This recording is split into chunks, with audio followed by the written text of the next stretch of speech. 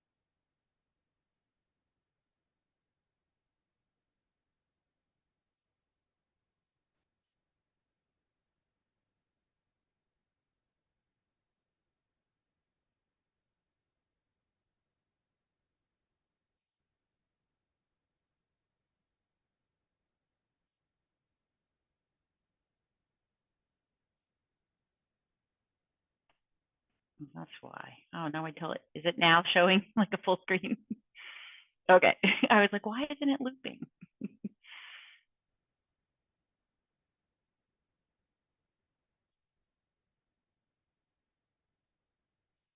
All right. I'm noticing we're in Wenatchee this summer, Walla Walla next year, but that's okay. Oh, okay. So there you go. Come this year and next year. Wenatchee this year, Walla Walla next year. I looked it up real quick online and I saw Walla Walla. And no worries. It's all good. So yeah, so look for both Wenatchee and Walla Walla. Mark your calendars way ahead. I'm not sure what year we're in here. All right, thanks for joining us, everybody. We'll be starting in a few minutes. We have some information on some of these slides. So we have information about upcoming events such as the Walk, Talk, and Dine, which is on the screen now. And there is going to be a poll. I'm not sure if that's been launched yet, but we're really excited to have there. Oh, there it is. So just a few questions to help us get a feel for who's here. So again, appreciate you guys coming out on this, coming out, yes, like we're in person now, joining us on this lovely sunny, at least sunny here in, I'm in Redmond right now, and on this Wednesday. So we encourage you to take the poll in the beginning, and at the end, we're going to have a survey about the webinar and want to hear from you guys about what is interesting. So if you want to add your name in the chat where you're from, that would be great, so we can kind of see where people are from and everybody else can see each other since you're only seeing us as webinar folks. We've got Redmond, Oregon. Ah, I'm in Redmond, Washington. So we got some Kent and Kirkland, Yakima, excellent. Tacoma, Burlington. This is excellent. This is great to see all over Washington State. Walla Walla, all right. Oregon, wonderful. We love to have our friends down in Oregon join us for this as well. And I see my colleague Tisha and Issaquah and Juliana from Issaquah, Buckley, Newcastle. Gosh, so many. This is so incredible to have so many women on this call from all over the state. So really excited. I'm not sure what the numbers were for the last webinar, but this was definitely one of the best registered for. We had over close to 100 people who registered for this. So I think there's some interest in learning what exactly deputy and assistant city managers do. Lake Forest Park, that's where when I first moved here in 1994, moved to Lake Forest Park. Shoreline, Kirkland. Wonderful. Stephanie and Christy and Angela, you guys, have you worked in other cities besides where you are now? Any of these cities that have been mentioned? I worked in Covington and Seattle before. I worked in Spokane before this, so. Nice. Nice. I haven't seen Spokane yet, but maybe I missed it. There's lots going on. Oh, I like the Yak Vegas reference from Yakima. Fife. Nice. Yeah, lots of folks. So I think we'll get started. And thank you for putting the correct information in the chat about the conference. The WCMA conference is August 13th in Wenatchee, not in Walla Walla. So yeah, let us know if you'll be joining us. And again, oh yes, Muckleshoot Tribe. Well, there you go. That's a different type of entity. So welcome everybody. My name is Jen Davis Hayes, and we have the results from the, can everybody see the results from the poll? So it says, have you ever considered becoming an assistant or deputy? That's pretty much 50-50 of yes and no. And then no, you feel like you're qualified yet, you're focusing on other things, or you want to do something different. So I think that's very interesting, but I'm glad you're all here, because I think part of it is, we'll hear from our panelists today, that not everybody woke up in the morning and say, I want to become a city manager or deputy city manager. And I think that's part of our learning today about how they got here and what exactly that entails. So my name is Jen Davis Hayes. I work at the City of Issaquah in economic development. I was in cohort 3. I can't get right, there you go. So very excited to be an alum of this group. And then, the Northwest Women's Leadership Academy was founded to encourage us to explore city management and other positions. And so heard many times that women were few in rooms of city managers. And so this is, I think, one of the reasons why we're having this overwhelming response to better understand what a deputy does, so we can really learn more. So thanks for all the questions. We're going to dive in directly so you can hear from these women and less from me. But the title of our webinar, our Lunch and Learn, is the Swiss Army Knife, the day in the life of. And so we said, because there's so many things that a deputy or assistant is required to do, that we picked this title as kind of a clever way to talk about what we're doing. So I'm going to have the panelists introduce themselves quickly. They're going to talk more about what they do as we ask questions. But the first question is more of an icebreaker of, so do you actually have a Swiss Army knife or use one? And if so, what's the best use, or when do you wish you had one? So we're going to start with Stephanie Lukash. Please go ahead. Hi, I'm Stephanie Lukash. I'm the Deputy City Manager at the City of Kenmore. And I don't have a Swiss Army knife, but I have an Eagle Scout son who has a really nice one. So it's always good to have people in your court who have the things you need, right? That's perfect. One of the things we'll talk about today. Perfect. Nice to be here. Christy, you're next. I do have a Swiss Army knife. I have a lot of tools that I collect and gather, and I think that's kind of exactly what we're talking about. Is the question for me was, what would be the title or the name of your Swiss Army knife? And I would call it MacGyver, because we all have to do a little bit of something and be very creative in the heat of almost everyday moments. So that's how I would answer that. Great. And Angela. So hi, Angela Pashon, Assistant City Manager, City of Pasco. I don't have a Swiss Army knife. I probably should. I think one of my big things is being able to be used a little bit everywhere, kind of what we're talking about today. So I don't have a good name. I will steal Christie's as well. I think it's great. There you go.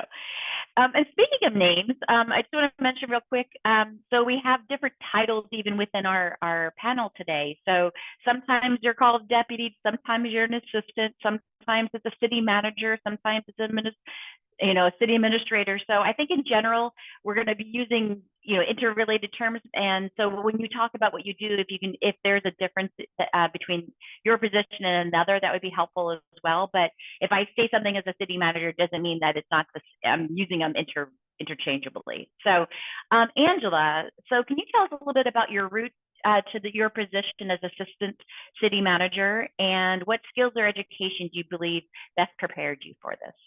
Yeah, of course. So I am one of the individuals who actually knew this is the field I wanted to go into. So both my parents worked for city government on the west side and always knew that that was an opportunity. You know, I don't think there was any way around it. So I always kind of drove back to making a difference in the community. I thought it might be easiest to talk about the different roles I've held since coming to the city of Pasco since 2016. So I started off as the admin to our police chief, became a policy analyst, did a stint as our city clerk, worked as our safety and risk program administrator, our HR manager, senior management analyst, animal services manager, HR director, and then now I'm the assistant city manager. So for me, when I talk about skills, I think it is being a Swiss Army knife, being able to be plugged in wherever, and having the ability to jump into roles that you don't necessarily have the quote unquote experience for, but you have the skill set to be able to dive in and ask the right questions and take some leaps of faith. My education, I do have my master's degree, and I did that when I was younger, not knowing what I was going to do. I came out of undergrad in 2011, so there weren't too many city jobs hiring at the time. So I did go for the education piece just as the next stepping stone. Well, that's quite a lot of hats you've worn in the past, and I'm sure that serves you well now. Christy, I'm sorry, Stephanie, you're next. Tell us about how you got to your role. Sure. It's so fascinating, isn't it? How everyone's journey is so different. So I was a journalist in my undergrad degree, and I was working as a reporter, and I was working in the state legislature, and I had this epiphany. Like I could write about the things that are happening, or I could be making a difference doing the things in government. I got kind of hooked on government and worked in local government in King County, and then I went and back got my master's degree and worked. I worked at the Evans School, and then I worked at the city of Covington with my first assistant city manager position. And then I had my first baby. And we're going to talk about that a little bit later too, but I didn't see other women around me who had young children who were thriving as assistant city managers. So I left Covington and did some other things, all in local government, worked for King County and the city of Seattle. But kind of a longer story, but I hired a coach, and that kind of brought me to Kenmore 3 years ago. So I was assistant city manager in Kenmore, and now I'm deputy city manager. And it was kind of always a missing chapter of my career because I left it not on my own, terms. I mean, it was kind of, just a challenging time trying to figure this out. And I didn't have a mentor telling me you could do it. So anyone listening, you can do it. And I will be happy to be that person to give you that message, because I think we all need to support each other as women, whether you have children or not. We have complicated lives and it's hard to balance everything. And I just think we all need the message. If you want to do it, you can do it, and you shouldn't be deterred. But we'll talk more about that later. But yeah, that's how I got to where I am now. Thank you, Stephanie. That's, I think, a great message that Northwest Women's Leadership Academy really, tries to impart, is that we can do it. So, Christy, tell us, how did you get to your role? I have had a non-traditional path as well. Definitely still know what I want to do when I grow up. So I have just kind of a hunger for continually learning and adapting and growing.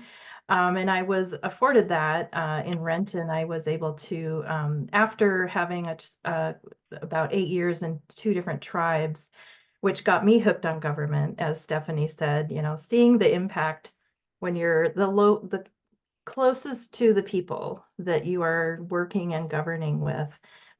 Really, when you can see it, it's so rewarding and impactful. So the tribal government work that I did really got me hooked. And then when I came to Renton, I was given a lot of opportunities similar to Angela.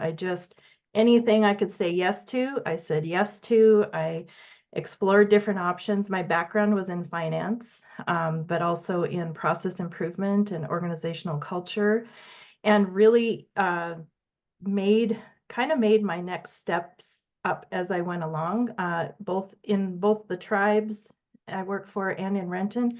I've created my own job description for my next job. 2 times each. So kind of forging your own path by being that MacGyver, the Swiss Army knife, and seeing where the gaps are, seeing what needs to be done, and just doing it, having no pride, get the grunt work done and make a difference. And you become really ingrained in your organization as kind of like spackle or the glue that you just you're touching all parts of the organization and becoming more and more valuable to the people who will champion you to higher positions. Yeah, that sounds a lot very similar for all three of you. That bringing together multiple experiences. So you mentioned writing your own job description. So Christy, what do you do? What does your job entail? What's a common misperception?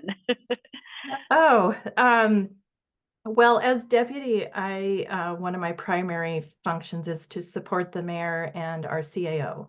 So we have a strong mayor and a CAO. We're a fairly large organization. It feels fairly large. And so I support them in their efforts, and that involves coordinating among all of our departments. As deputy, I'm also a department head, so I actually lead the executive services department, which includes communications, the clerk's office, emergency management, organizational development, and IT. And we brought all of those under the deputy position because they all have a very similar mission.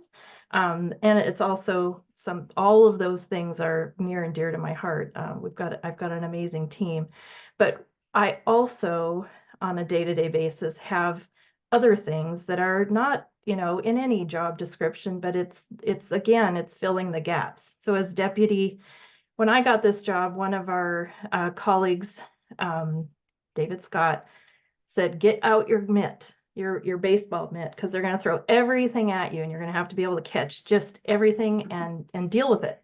And so I will work with court. I will work with public relations. I'll work with the commissions. I mean, I go home sometimes feeling like I know less than I did when I started the day out, because I'm exposed to more of the city. And it's like, wow, I'm just have so much to learn. So it's really super rewarding in that aspect. Did I answer the question? Yeah, I think so. Okay, good. Yeah. And again, it's different every day, it sounds like too. So Every day, which is awesome. Yeah. Angela, what about for you in your role there in Pasco? We probably looked at Christy's job description when we were writing my job description. So some of this will be very similar. But just like Christy, I manage our city manager's office team. So I've got communications, engagement, marketing, as well as our city clerk's office. I've got risk management, our legal team, and then management analysts, organizational development, and customer service. All of those kind of brought together. And then I've got some departments that do fall under me, their own departments. So I've got Parks and Recreation, which also includes our facilities and our animal shelter and animal control. Super fun there, if anyone's had one of those. And then IT as well is actually my my newest. Also do internal policy. Really, I'm supporting our city manager in implementing his vision and making sure that we're aligned with that organizationally, and then also supporting him when he needs it for city council or any of the external affairs. I've also got lodging tax, a lot of those random committees and boards that you just never seem to lose as soon as you get them. So mine is a little bit all over the place as well. And it's a new position. So in the city of Pasco, we actually have our city manager. We have a deputy city manager who is responsible for more of the economic development side. And then myself is the new position. So we're growing organization. So we saw the need for that additional position. That's great. Yeah. Stephanie, what about you in Kenmore? Yeah, it sounds so familiar. So I have a lot of the similar functions we've talked about. I oversee economic development, communications, public records, the city clerk, DEIA in our organization is under me, as well as all of public safety. I oversee that. and that includes the judicial branch and all the judicial branch functions. And then, yeah, a lot of special projects and regional partnerships that we work on with the North. We're part of North King County and then also kind of East. So we kind of have regional partnerships both in the north end of King County and in the East. And I serve on different boards related to that work. And then, yeah, we're kind of the kitchen sink, like anything that comes like, to David Scott, who I love him. He's amazing. The things that fly in. And then organizational health is something else that I have on my work plan because things like employee recognition and, and making things better in terms of like committee work that we do or how we run committees. We formed an expanded leadership team, and that is also something that was part of my vision when I first came to Kenmore, to help grow emerging leaders in our organization, retain really good employees and give them a pathway and progression way to grow and develop new skills within the organization. That's something I take a lot of pride in, and it's been really fun to see that group grow and thrive. So yeah, similar, that's a lot of different things. Yeah, it does. I'm surprised at how similar, but yet obviously every city has something unique that comes up. And I like that, Stephanie, you mentioned, and I think all three of you kind of said this about how you're able to bring what you want to do to the job, right? So it's not just supervising these departments or these roles, but you are working on projects. Is that right? Yeah. You can have some influence over that, what the organization does. You're not just a supervisor / following directions from somebody else. You have some opportunity. For sure. Well, and it was, when I first came, it was really about our city manager, who's wonderful, and working with him and saying, I'm curious about this. How are we promoting within our organization? How are we? And he was like, come up with something, propose it. And that's what I did. It was very early on that I had the idea, but it took about a year to really get it going. And just, there's a lot to it. I wanted citywide representation from every department. There was just a lot of work internally around that. But I think that's one of the things we'll talk about as we go, but seizing those opportunities to make things better and make an impact. I try to always do that. I think that's any good assistant or deputy is going to be thinking about that all the time, how to do that and trying to seize those opportunities and make something of them. So Stephanie, you mentioned about working with your city manager and talking to him about that, right? And so, when you're looking at becoming a deputy or assistant, there's obviously a fit or kind of making sure that you're aligned with your city manager and or elected. So can you talk a little bit about that and how you approach that? I think it's really important if you're thinking about a role like this. What I would do, first of all, I would spend some time doing some research. I would watch some city council meetings, either virtual or come in person, and just get a sense of what this city is like. Watch the leadership in action in a city council meeting, read documents, take a look at the website. And I feel like it's fascinating to me how many people don't do that, but that information is right at your fingertips. To really understand what is the culture of this city, what are the priorities of the council, what are the things that they're doing right now, and thinking about how could I see myself fitting into that organization or not, because not everybody's a fit in every city, and this is a job you really have to be the right fit for that particular city to do. And I will also say the other piece of it depends on the form of government. So there's mayor council form with a strong mayor like Christy has in Renton, and then you have council manager form of government like Angela and I have in Pasco and Kenmore. So it really does depend. So do you have a separately elected strong mayor who is the chief administrative officer of the city, or do you have a council manager form of government where you have a 7-member council and you have a city manager who is appointed by that council and serves the council? So it really depends. And I think that's part of it too, is be familiar with the different forms of government and do your research and then think about it, because it does make a difference in terms of elections can change things. And in a mayor council form of government, if a strong mayor leaves and a new mayor comes in, that has a bigger impact than it does if one council member leaves in terms of how a city is run. But I also think we have wonderful elected officials across our state. And so, I would just say, do your research and spend some time with the city. And then the other thing I would do is, if you're interested I would do some informational interviewing. I would talk to some folks, have copies, take people to coffee, even just virtually. And if you're Eastern Washington or across the mountains or in a more rural setting, I wouldn't let that stop you from reaching out to folks. You can do that virtually, and say, hey, I'm interested in just, can I pick your brain? Anybody on this call? And I think if you reach out to someone who's been through the Northwest Women's Leadership Academy, the chances are they're going to say yes. They'd be happy to sit down with you and talk to you and listen, answer your questions, dispel some of the myths that we have about these roles. That's a great point. I think when we were putting together this panel, we realized in King County, and I think in growing throughout the state, there's a lot of women who are in leadership roles at mayors or, deputy assistant city managers. And so it was exciting to see, but we have a long way to go sometimes. Christy or Angela, are there other things you would add when you decided to take that leap of how you decided to go where you're currently sitting? Yeah, I'll jump in there. For me, it's fit with my city manager.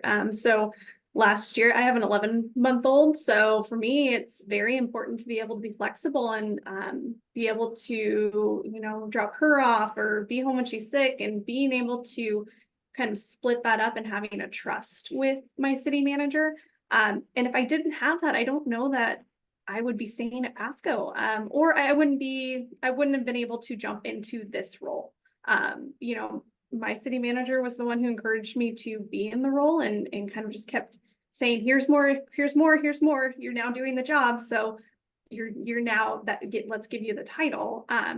But I would say making sure there is a fit, so that sometimes you have to do things short term, and that's okay. But if you're looking for that real relationship, making sure that you jive with that individual, and you can support them so that they support you and they support your growth. Great point. Christy, do you have anything to add there?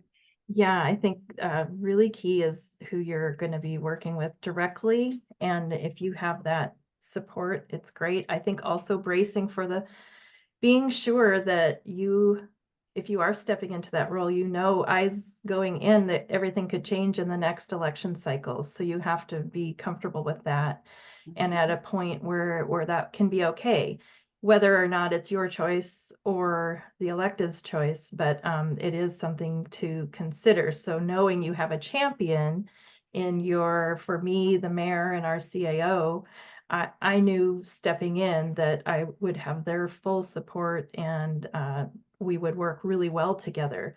But if things were to change, that's a decision I would have to make, because you are very close to the sun. And so you got to be able to live there and survive and not let it drain you. And it could very easily, depending on how you're fitting.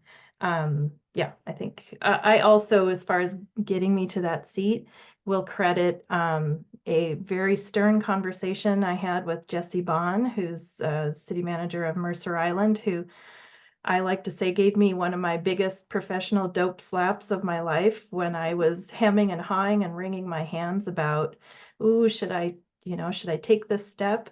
It wasn't until I became acquainted with city managers that I found my professional people, the people that shared my values and kind of just what I wanted to do in the world. So I found my home, but I was a little nervous about putting my hat in the ring. And Jesse, the Women's Academy Network, stepped in and said, why not you? You hear that all the time, but really she actually said, look around the table. You are there too, and you're there for a reason. So anyway, the network was huge. The network was huge. I think that's a lot of what we have done all these jobs, but we don't think we've done enough. And so I think it is enough. So, so we have had a lot of questions that people added in the when they registered. And so if anybody wants to add some questions in the Q&A, please do that. But the two questions that were most asked, I think, were the biggest challenge and the biggest reward. And so one of the questions that actually someone just put in the Zoom is said, did you encounter any unforeseen, whoa, I might be in over my head surprises after starting your role? So if you guys could talk about, kind of what are those, because it is challenging, but there's obviously you're doing it. There's there's successes you've had and surprises you've had. So, Angela, can you start us out with kind of your approach, your experience on this? I would say on the question in the chat, there's still days where I'm like, I'm sorry, you're asking, I'm responsible for what? You guys seen those memes where it's like the dog with the headset and it's like, I'm sorry, you said it. Okay, yeah, I'll figure that out. So lots of challenges there. For me personally, I would say I came from the individual contributor kind of growth chart. You know, I was responsible for doing. Biggest challenge for me is really understanding that my job is not always, it's not really to do, it's to lead and help support my team. And you know, I know how I want things done, but I don't have the time to be able to do that now. And so my biggest challenge has been slowing down while also helping develop the team. I'd say my biggest rewarding moment really is helping to develop high functioning teams, and that kind of capstones with being able to promote and champion their work. And so being okay, I'm a little bit of a perfectionist and a little bit of a control freak. So, you know, doing things that take time to go through and say, oh, this isn't how I would do it. But having that in the back of my head of going, but does it have to be my way? And so I think that's my biggest challenge, is using my people. But the greatest, most rewarding is being able to use the people and let them do their work.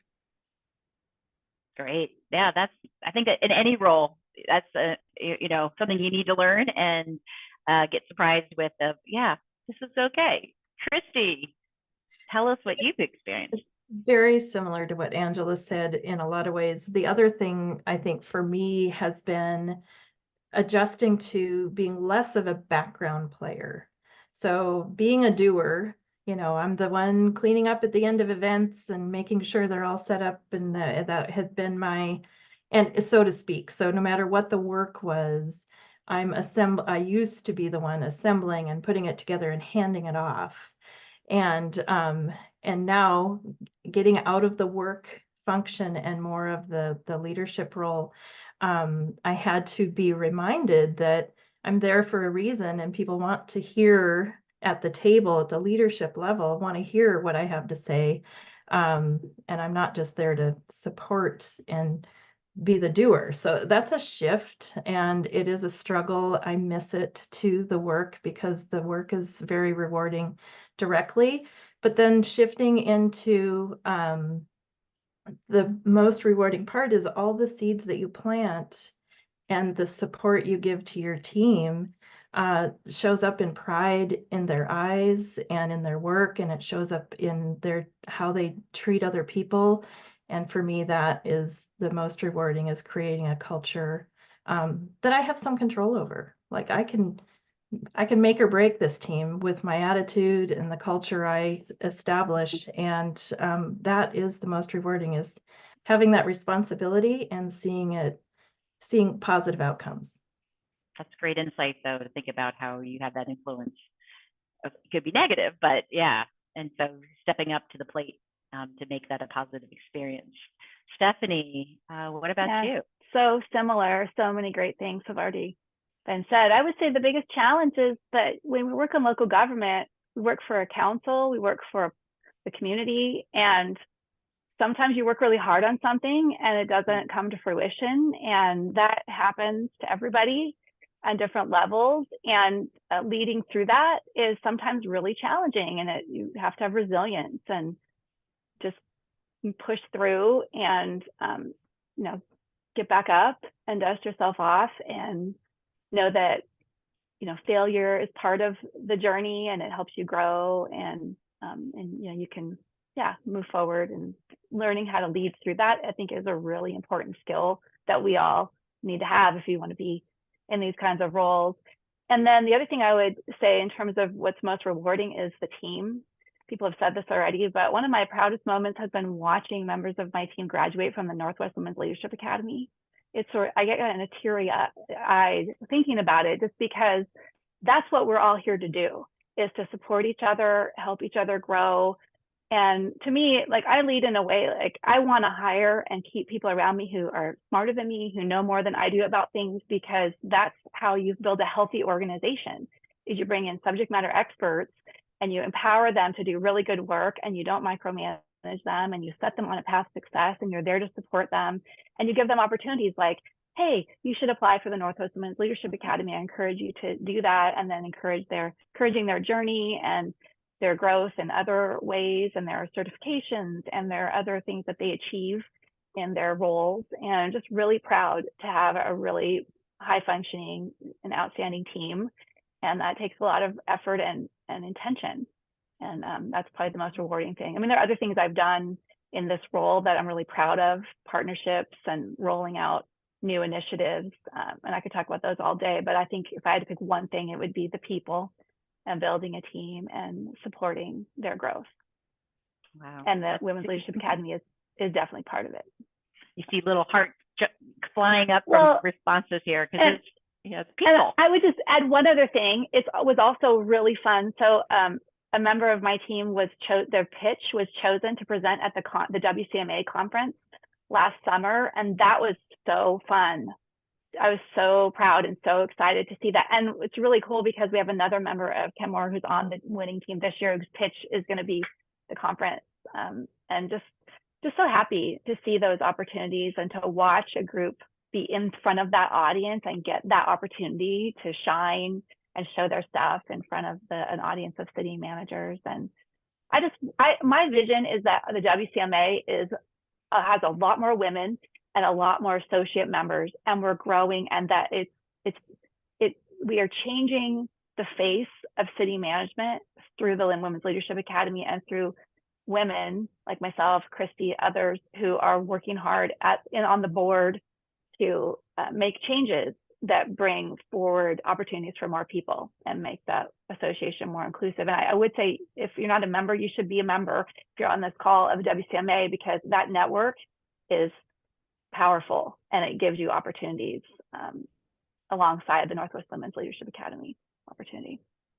Well, you queued us up well for the next question about being a woman in your role. And so obviously we've been talking about how there's a lot of a lot of progress to make, but can you talk a little bit about any of the challenges or the benefits you face in your journey or your current position being a woman in local government and city management?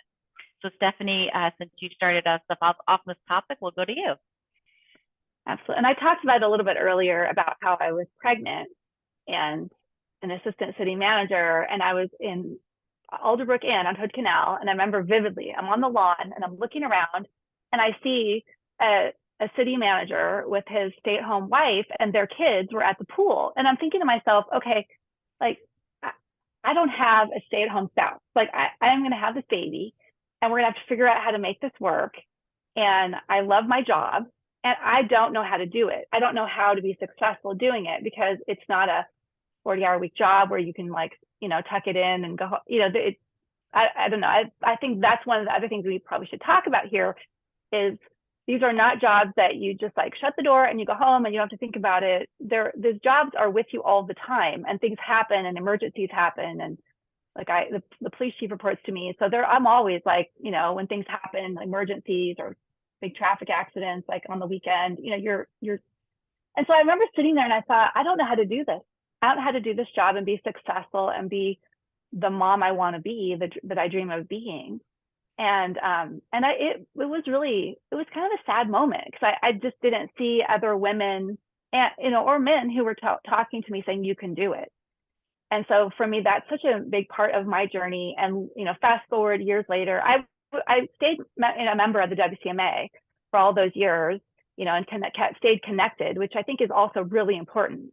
So keep connected to your networks.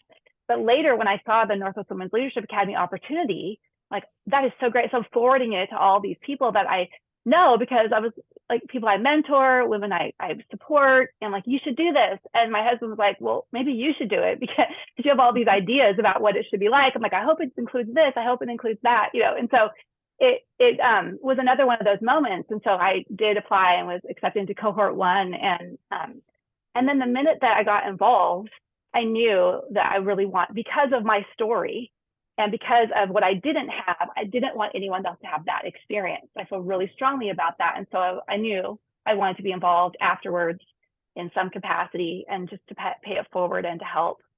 And then last thing I'll say is there was a mentorship opportunity in cohort 1. And we haven't done that in every Women's Leadership Academy cohort, but we had it that year. And I remember that I was just matched up with Marie Mosley in Kennewick. And I remember my first thought was, oh, she's in Kennewick and I'm in Western Washington. Like, that'll be hard to connect with her. And then the minute I met her virtually, she was amazing. And so we didn't meet I ended up inviting her to the graduation to be my guest at the graduation because she was so important to me in that journey of that first cohort. And so I would encourage you to be embraced that, you don't have to be physically near somebody for them to be a mentor for you.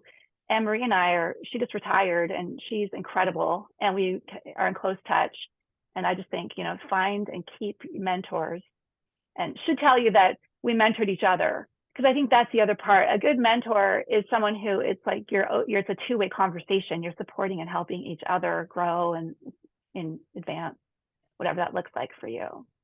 That's a beautiful definition of mentorship. Christy, what about you? What's your been experience as a woman in your journey?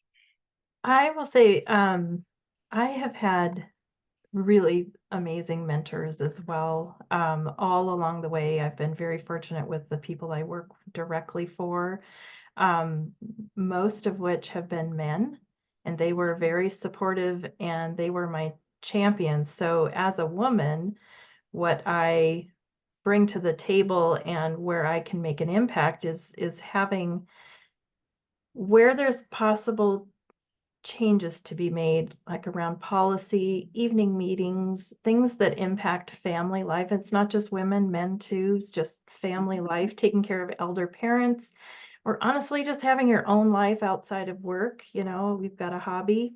There's people that just choose not to have children or can't, and they're all have just as valuable of an outside life.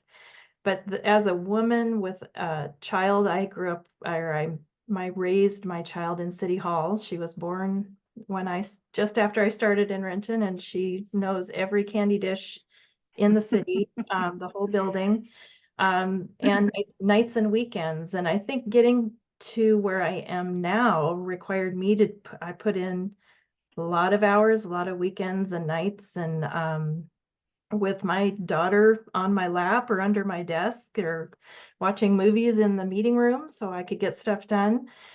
And I can turn around and remember what I was sacrificing at that time and see it in the people who are working for me now and within the city now, that just being aware of what people give to their work and making sure not to take advantage of it.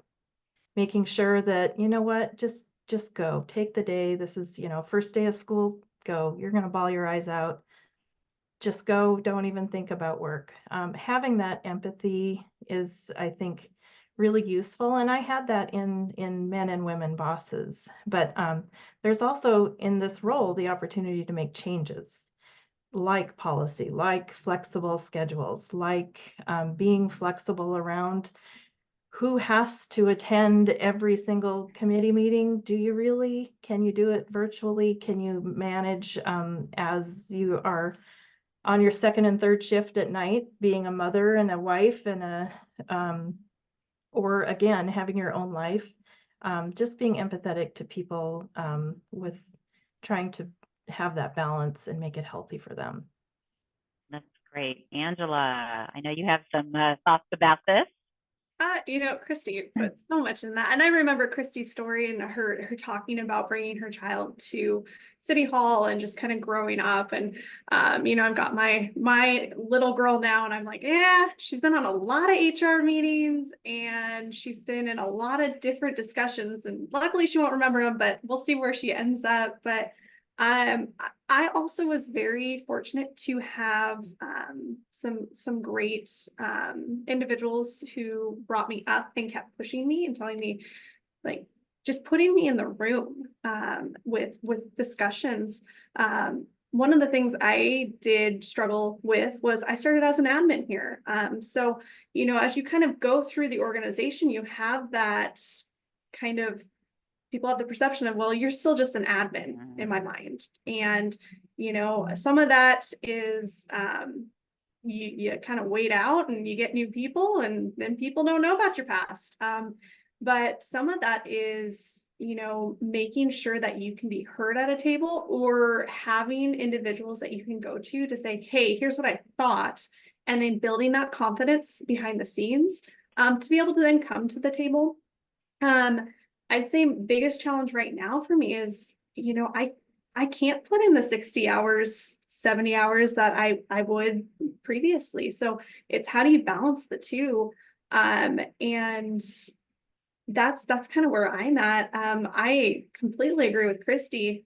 Luckily we've got, gosh, there's about 4 of our 7 directors who are women in our organization now, which as of last year we had 2. And so we're really changing it here. And you're seeing the difference. And you know, the ones that are in the positions are also young and have families. So it's showing from the city manager's office, because our deputy is also a young female, is you need to go be with your kids. You need to go do these things, and asking the question, do you truly need to be here for that? And so I echo everything Christy and Stephanie said. So I've just been very fortunate in my career as well. Wow, yeah, that's a great perspective, because oftentimes we just go because we think we need to be there, but we need to go refresh, right, and come back ready to go. So, people, again, as we look at the poll, about half people said, oh, I don't know if I want to be this. So how did you know you were ready for this position? Because I think that's what holds a lot of people back. And so we're close to time. So I don't know if Christy, you want to start or us off here, and then you two can add the other thoughts. Sure. I think what I started noticing was I was thinking to myself in a lot of situations, well, I would handle this differently, or I would, if I were doing this, here's how I would do it. Not necessarily that anybody was doing anything wrong, but I was starting to hear my own abilities kind of speaking up, like, I would have approached this in this way. So when I started hearing that enough, and then I had this dope slap from Jesse that just really shook me. That really was when I knew, okay, yeah, why not? What's the worst that can happen is something I say all the time. And the worst that can happen is you don't get the job. Okay. That's not going to kill me. But anyway, so just when I started noticing, yeah, I had enough knowledge and understanding of how the city works generally. And again, let me remind you, I now go home knowing less than I started almost every day, because I'm learning. So I'm very humble about this. But when I think that was it, listening to yourself, like, yeah, I could do that. Just trust your gut. Awesome. Stephanie, how did you know? I mean, you kind of had been here before, but I had. I mean, I think that was what was so painful about leaving it at that time, was I'm like, I'm so good at this job. I'm good at this job. Like, I've never been someone who could just do one thing and be in one lane. I'm always like, want to dabble in lots of things. And so this kind of job is really good for me, because I get to do that every day. Every day is different. Every hour is different. Like, now what am I going? What is this? We're switching completely, to a new subject, a new group. And it is a lot of meetings. But I would say, I think what it was really when I was getting my Master of Public Administration degree and thinking about, like, where do I want to take this? And, I was a journalist before, so it was like, okay, I'm a good writer, and yet I really want to make an impact. And I do think small cities, the size of like what Covington was or what Kenmore is really my sweet spot, because you do get to know business owners and residents. You can really connect on an individual level and see results quickly. I've worked in places like King County and City of Seattle where it takes forever for decisions to get made. So it's really nice to work in a smaller city where things can happen. You know, today we can make a decision on that right now. And so I think that's really, you know, what it was. I think for me, part of what I did, I was at the City of Seattle. I would maybe still be at the City of Seattle if Jenny Durkan had run for re-election. Who knows, right? But it was a moment where there were changes afoot in the city and things were changing. And when she announced she wasn't running for re-election, and so I hired a coach, and that coach was really helpful. And it was one of our sessions. We had 8 sessions, and when we were the 3rd or 4th session, she's like, "What's the unfinished chapter of your career?" I'm like, "Oh, that's really easy. You know, being an assistant city manager or a city manager." And I'm like, "Oh, yeah." It kind of came out of my mouth, and I thought, well, okay, that's good to know, because it had been years I've been doing other local government work and loving it, but that was what it was, and because I'd had a taste of it and I knew, and also my kids were a lot older, 3 now. Yeah, and I'd also been through the Women's Leadership Academy, which gave me some clarity as well. So. That's great. How did Angela? How did you know you were prepared already? Let me go back to my list. I think I was the HR director at the time. It was just, again, it's one of those needs for the organization. You know, actually here in Pasco, Adam Lincoln was our deputy. Dave Zabel retired. Dave leaves, Adam goes up to interim, and now you've got an empty deputy position. You had 2 long-term retirements that we already knew and 2 key positions. You had an unexpected one in our HR department, and then you had one who wanted to relocate. So we had so many positions open. I think it was just a matter of survival. And then it was like, well, you know, I think we did okay the last 6 months. You know, it would be really great to get more people in and kind of hone in on things. But other than that, I think it was just it's time. It's just time, and you just jump in and just do the best you can. That's great. Christy, you got the talk, didn't you? Yes, dope slap worked for me. Yes. Okay. Well, we can all like promise to do that for somebody else when they need it. So we're gonna just have a last question here from our list, and then we'll open it up to question and answers. There are some in the Q&A. You can add it there. So Stephanie, what do you recommend for someone who's interested in exploring more about becoming a deputy? What do you think they should do? Well, what I would say, and I know we have an array of folks on the call. I saw many familiar names as we were introduced. So I know we have a lot of Women's Leadership Academy graduates in the room, but if you're not a graduate of the Academy and you haven't yet experienced that, I would encourage you to apply. And the good news is the applications are being accepted right now through May 27th. So we can make sure we get in the chat. Can somebody put in the chat the link to the portal? Would be great. We'll make sure that we get that out to everybody so you can go right there. And I encourage everyone to apply, and then to keep in touch with your network after you graduate, because I think building a network in this profession is super important. I mean, it's one of the most important things. I mentioned it earlier about the Washington City County Management Association, who is a sponsor of the Women's Leadership Academy, and that's how it grew. It grew from that. And I would encourage you to join the WCMA and to network and go to the conference and meet people, you know, and then have conversations with folks. And there are mentorship opportunities available through the WCMA. I would encourage you to take advantage of those. And like I said before, just setting up informational interviews or coffees with folks just to pick their brains and then do some research.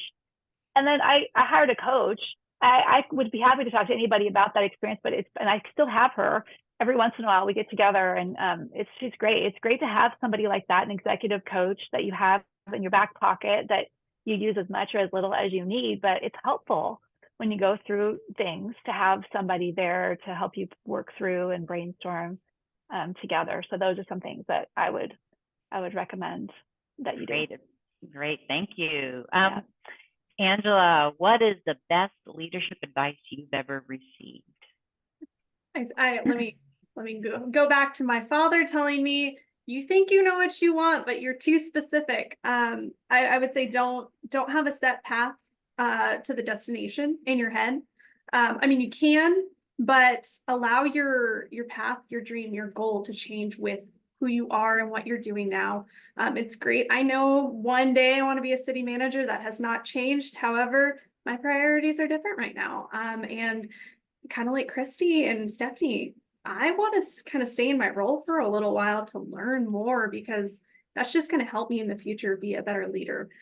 So really be flexible. That's hard, especially if you are goal oriented. Just know that you're not, if you just check a box, are you really achieving what you really want to do? Wow, that's a good point. Christy, final words for you. What would you like to share with folks? I think just continually seek feedback, and never stop learning. If you ever say the words, well, I've already been to that, I already have seen that training, I've already done that, I know what to do. If you start hearing yourself saying that, give yourself a dope slap, because there is no way anyone has ever done learning how to be a leader. And I think I just, again, be open to learning, never assume you're done, and keep asking feedback from people who will tell you the truth. Find those folks, you don't want a bobblehead telling you you're amazing all the time. You're not going to trust that any more than saying that to yourself. So find your trusted advisors, find your close circle, and ask for feedback and listen to it. Don't just ask for it, because there's always a grain of truth, even if it doesn't resonate with you. So, Great point. a gift. All right, so we're going to head to some of the questions in the Q&A box. And thank you, Christy, for answering some of them. So if you want to go into there, you can actually look at top, and there's open and then answered. So you can see some. We're not going to be able to get to all of these, but you can kind of look at what some of the suggestions were. So there was one that was referred to that's in the chat regarding, and I think a couple of you work oversee, or Stephanie at least oversees the police department. So she says, can you speak to the unique relationship between the city manager's office and the police department? The police operate more on an authoritative leadership structure and take orders from the chief. How do you navigate those tricky issues, like issues that are risen to the political level, helping to lead the police department when they don't see you as the boss? And that's probably true for a lot of places, may not see you as their boss, right? So Stephanie. Yeah, I think that's a common thing that happens in these roles. You're in these situations where you have a vision, you're moving forward, and there are culture things that you're going to face. I would say to me, fundamentally, any of these things are about relationships and about trust. So it's about really working with your chief, spending time together. I just did a ride along with our chief a couple of weeks ago, hugely valuable, because we had all this time, 4 hours, where we were kind of uninterrupted, other than, he was listening to the radio, but I was getting a sense and had a chance to ask him a lot of questions, and I learned a ton. And I also saw the challenges. He was like they had someone call in sick, and they were trying to fill the graveyard shift. It was super challenging. I'm like, I did not realize how hard that is to find somebody to do those shifts. And so I would say, do things like that, spend time together, build trust, ask questions. And then also, there's some things we are insistent on. In our city, we have diversity, equity, inclusion, accessibility. We have training. We're requiring everyone to do all those things. Our chief is doing these nurturing trust workshops that are really important and are part of our DEIA plan. So I would say, it's about, there are going to be those challenges and those culture things, but you have to have a vision and have clear direction. And we're moving in a direction as a city. We need everybody to be part of that. And then, listen and be open. And also, there's a sense like I'm always learning every day. Christy said it too. It's like, oh my gosh, I did not realize that is good to know. Now we can do something about it now that we know. And so just being humble and open to learning, and relying on the people around you to help you understand better what the climate is or what the issues are.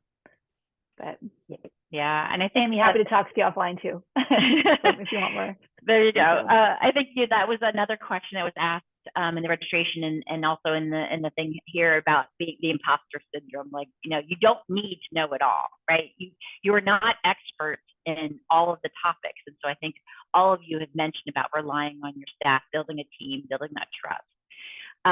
So one of the things that somebody's asked, and it looks like Christy's answering her part, something you wish you would have done differently on your path there. Is there anything that you can think of?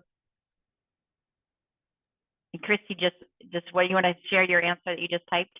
Sure. For me, where I felt the least ready was in the legislative process. So being in finance and being in kind of a doer role, internally facing, that was probably my biggest learning curve, is getting up to speed on legislative agendas and the whole process. And that's something you can do on your spare time, just, watch the public access and that kind of stuff. It's easy to do. I just didn't even think of it. So that would be helpful. Excellent. Angela, anything for you? I mean, it seems like you kind of. No. I think that's a great answer. I want to make sure that we get to as many questions as possible. Yeah. Yep. Stephanie, were you going to say something else? Yeah, I was just going to add that for me, every year I think about what are my goals for this year. And like this year, one of my things I want us to work on is social media and how do we respond to, Facebook groups and other social media and that misinformation. It's just a huge thing I think we're all facing. And so it's kind of also having some intention around certain subjects that you're working on and kind of individually or as a team or as a city, and I think that's part of it too, having intention and kind of clarifying certain things we're going to work on this year and how are we going to, find out how to pave a different path.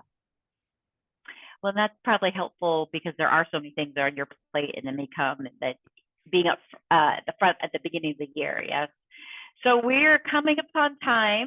So I want to thank the three of you for spending the lunch hour with us and everybody else who's online here. This is just a small little snippet of what it's like to be and what it is, how your roles have or how your journey has been to your role. So I know that each of you have offered that if people are interested in connecting, to please do, because again, this is something that we strongly believe in, and we want to make sure that people have the opportunity to get, that advice. That I'm trying to get the screen shared correctly, so here on the screen is their contact information. And again, if you haven't gone through the Northwest Women's Leadership Alliance Academy, please consider it. You can talk to anybody who's been through it in your city, anybody here on the panel. And there was the question about, oh my gosh, any advice with the videotaping? And believe me, I was like, really? Oh man, I did it probably 10 times. But yeah, you just do it and don't worry. Everyone feels the same way. So it's one of those things you just, skills you kind of gain by doing it, as much as it is scary. So we have, again, the applications are through May 27th. And so, if you can join us on our lunches, that's in the chat, or our walks and talks, that's another good opportunity, very casually, just to kind of get to talk to some other women who've been through the academy. And I really do think it's the connecting with each other that's really going to help us better understand and figure out what our next steps are. So there is a poll, an event survey that you'll be getting not only in the follow-up email, but here you can do it right away. So please, as you exit, take a few minutes. And again, thank you so much, panelists, for being here. And we'll see everybody in the next Lunch and Learn. Take care. Thanks so much.